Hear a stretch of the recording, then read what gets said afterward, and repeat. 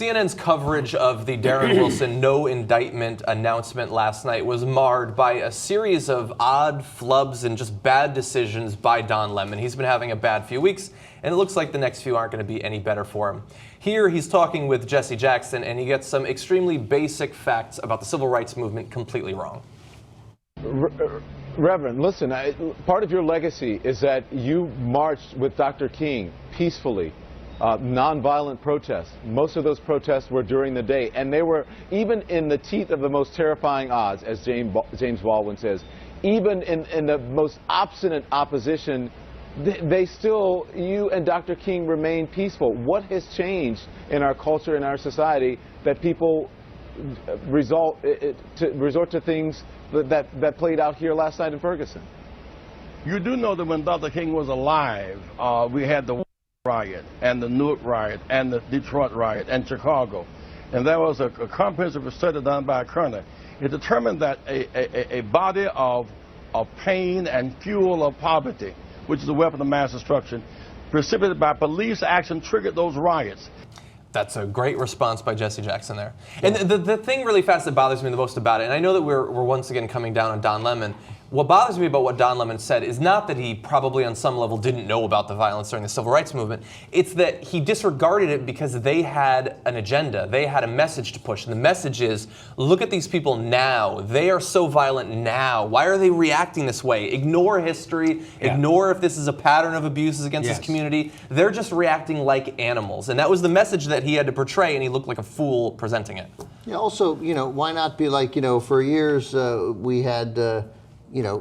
cops have killed people in this country for a long time, and it was pushed under the rug. Why now is this continuing? I mean, it's curious that there's still no focus on what caused it. It's the same, Don Lemon, who I like, but it's the same thing that Bob McCullough did, because, it was this notion of, hey, here's what we're going to talk about. We're going to talk about the media. We're going to talk about social media. We're going to talk about the 24-hour news cycle. That's what made people mad. Social media made people mad. Why are these people angry? Why are they rioting?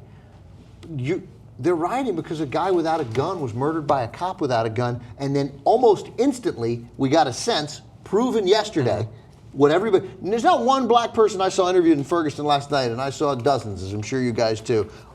No one was surprised by what happened last night. Nobody was surprised. But somehow the reality of it made them angry. But the idea that this was caused by the shooting of Michael Brown, like, what kind of clown in authority doesn't get that that's what's caused this? Not that black people now are more uppity than they were in 1968, or that the 24-hour news cycle and social media drove people to anger. It's insane. So people have said this to me too, like reserve some of your anger for the protesters. And I'm like, you know what? I'm going to reserve my anger for the people who have power in this situation, and I'm not going to be angry at the powerless. Let's remember what Martin Luther King said, that riots are the voice of the unheard. So that's what's happened. Of course, Don Lemon, who's a jagoff, doesn't know that, and he's incurious, which makes him a horrible reporter. He's incurious. All he wants to do is push conventional wisdom or whatever the hell he's hearing in his earpiece. And Jesse Jackson, and then Van Jones also took him to school last night. Yeah. What the fuck is this guy doing on television? He couldn't be a dumber guy. I mean, Chris Cuomo is just an egomaniac with no self-awareness. That's one thing, okay? And he's also a bad reporter. Don Lemon is empty, incurious, dumb, pushes the wrong thing, blames a rape victim, talks about marijuana in the middle of murder. Yeah. The fact that he's allowed on television, it's why I wrote a book. Called? Your Country is Just Not That Into You. Yeah. Yeah, great endorsement of that book by Don Lemon on Amazon. Available in bookstores and on, you can get it for your Amazon Kindle. Yes, exactly. Yes, it's available for Christmas. Ebook formats as well. Yeah, and I love the surprise that there's violence. I mean, obviously we don't want any violence, but the surprise that there is violence when, as I said last week, of course there's going to be violence because so much is necessarily riding on whether there's an indictment or not, because the police force has said, we're not going to do shit now. We're not going to do any significant outreach to the community. We're not going to reform the demographics of the police force. And since they didn't do any of that stuff, the only thing we could wait for is possibly justice in this particular case when outside of, look, I'm going to make, let me explain why I'm going to say this, but I'm going to say this. The actual indictment of him is largely irrelevant. Obviously, it's important to the family, it's important to the community.